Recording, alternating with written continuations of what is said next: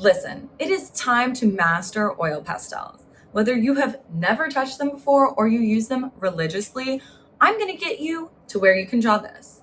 And it's not that hard. If you watch this video, you will be able to master both oil pastels and color theory. I've added the supplies I use in the description, but my pastels are soft, as in super blendable, which is pretty important for how I show you to use them. So first off, let's just admire how beautiful they look and ignore the fact that I've broken a lot of them and they look like they were run over by a car. So before we actually get into color theory, I just want to do a reminder that pressure with pastels is very important. As in what I was saying, if you push too hard, you can snap them, and then you have to work with little nuggets and it sucks. Also, for blending, here I'm usually going to use my finger, but you can also just use the pencil. So, now to color theory. Color theory determines how colors interact based on the color wheel, which is something you can easily look up if you need to reference. When I say colors interacting, I mean colors blend well or they look similar. There are analogous colors and complementary colors. The complementary colors are across from each other, so blue and orange, green and red, and yellow and purple. Analogous are the ones next to each other, the purple and red, and they're more harmonious. So if we look at that, I just want to show you. Here, I'm going to use purple and I'm going to use yellow. These are complementary colors and clearly very high contrast. But you actually can use them to amplify each other and create dimension. So if I color purple and then I color yellow on top of it, at the end, it actually looks like just a darker shade of yellow. Now, this also works for the analogous colors. So purple's analogous color is red. Purple and red are more harmonious. They are closer in tone and a lot less contrasting than yellow. But again, it works to layer. So if you start with purple and you color over in red, it can look like a darker red. And again, this red will look different than just using a dark red. And it also works the other way. If you color down red or you color down yellow and then layer with purple, it'll look different.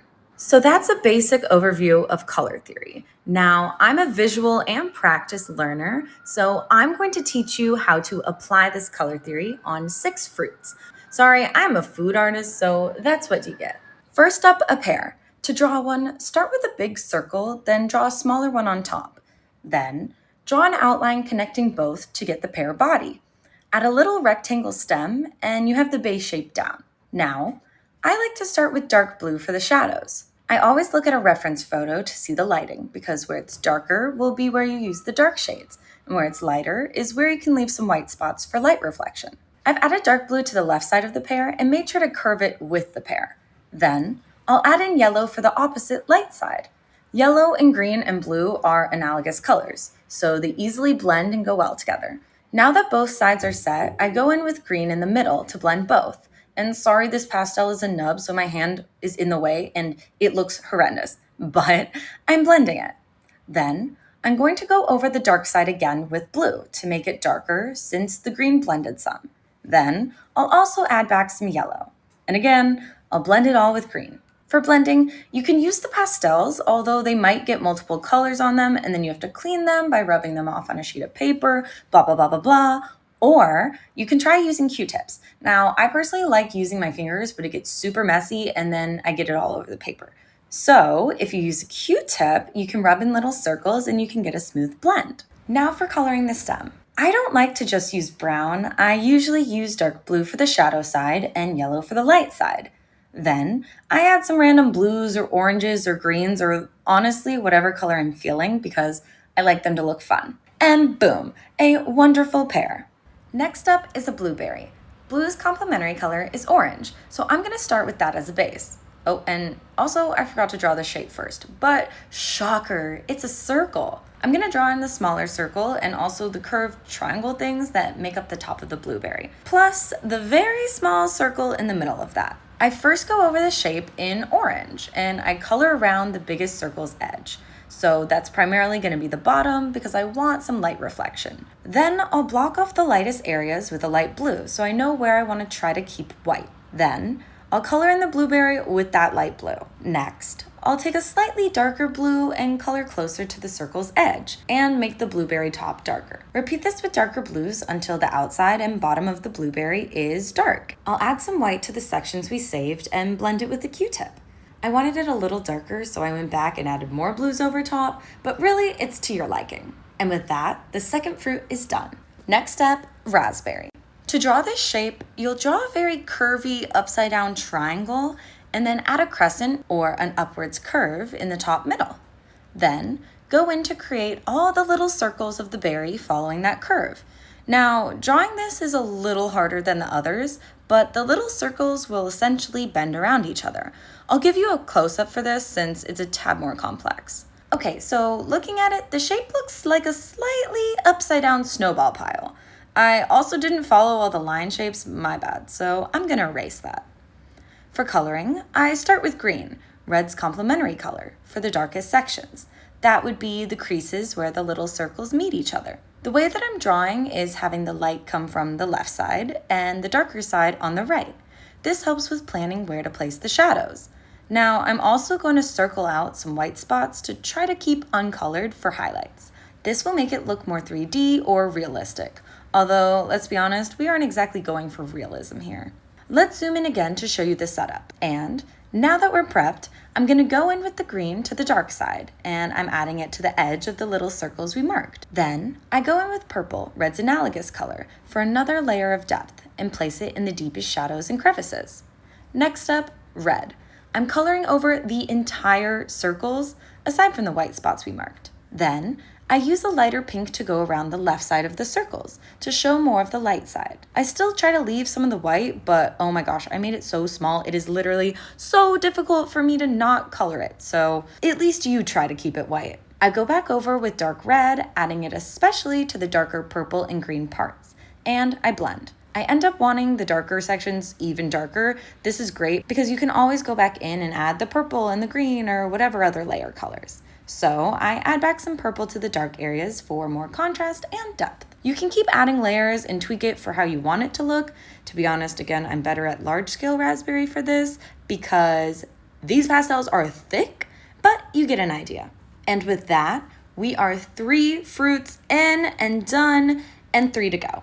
So next up is a watermelon. Its shape is pretty simple. Start with a triangle with a slightly curved bottom. Then draw a line from the top point out to the right, then a parallel line down. Connect it to the bottom of the triangle, then curve a line from the new outside right point to the left corner. Add another curved line around the bottom to separate the rind, and then sprinkle in a few seeds. For coloring, I start with red's complementary color green, then add red's analogous color purple. I add more purple to the right rectangle since that will be part of the shadowed area. While I leave the seed areas white, I'll color over all the top section with red, and then add some pink to lighten up areas and purple to darken. For the watermelon rind, I start with dark blue. Then I color over with some green before layering blue again, adding some yellow.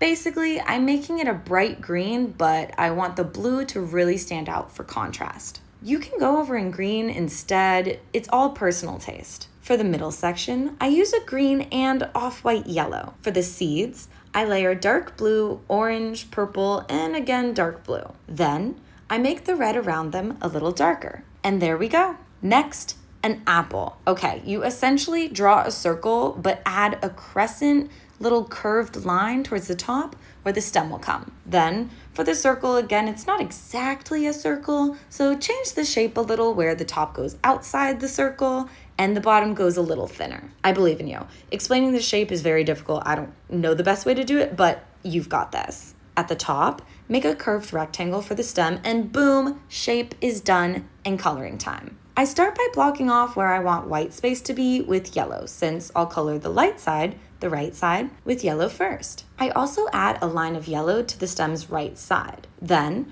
I go in with a little bit of green, but I'm going to use green's complementary color red for this one, which is different from the pear, where I use the analogous color blue. I'll color it along the left edge and where the stem comes out. Then, color over the red with darker green, medium green, and light green to basically blend it into the yellow. Add back some yellow if you need it and if you want it brighter. I try to add some white pastel to the white spot, but this is a horrendously small nub and my hand looks so jank doing this, so I apologize. To finish, I'll add blue to the stem along with orange, green, brown, essentially a cocktail of colors for fun. Yes, just using brown with some yellow and blue would be easiest, but it's a lot less fun. Lastly, I add back some dark green and blend it where the stem comes in, and there you go, you have an apple. We are almost there. It is the final fruit time. So let's make a strawberry. I love drawing these, but it also takes a bit of time. To draw the shape, do a long horizontal oval, then a smaller circle underneath, and then outline them both so they connect. Add a curved rectangle stem and a bunch of curved, pointy triangles for leaves. Now, I bet you love my description. I definitely know what I'm saying. Now, white space is very important, so I'm going to circle the areas I want to try to keep white. For this drawing, I'm going to have the right side be the dark side and left be the lighter side. Let me warn you though, it's a lot easier on a bigger scale, especially with thick pastels like this. I'm going to start with green for the dark areas, which is red's complementary color. And now I'm curving it around the seeds because strawberry seeds are in little divots and I'm trying to create that. I also add it to the shadows underneath the leaves. Then I go in with red's analogous color purple for the extra dark areas.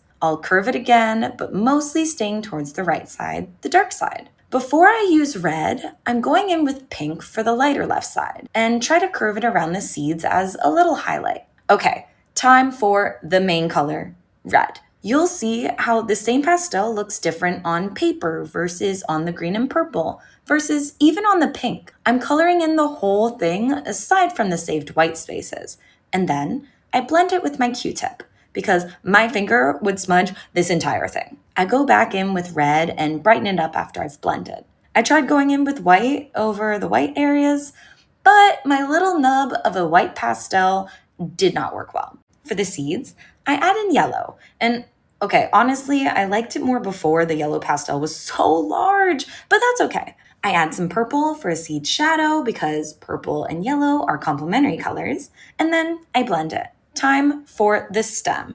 Okay, I go in with dark blue for the bottom of the leaves, close to where they grow from the strawberry. And then I color over the tips and the entire leaf with yellow. I like the green that it makes, so I'm just gonna go back in with dark blue for the shadows, but feel free to add green as well. I add in the final touches with purple on the strawberry shadow, blend with some red, some pink, and there you go. You have 6 beautiful fruits.